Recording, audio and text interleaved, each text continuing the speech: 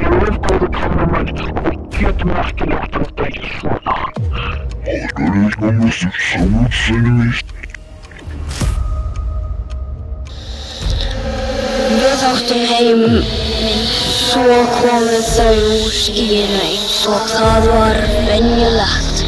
Nema þau byrjuðu að taka allt frá okkur, hræða alla. Ég fór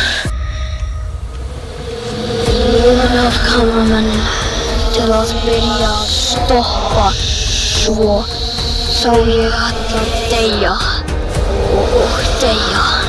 Allir voru dauðir nema ég.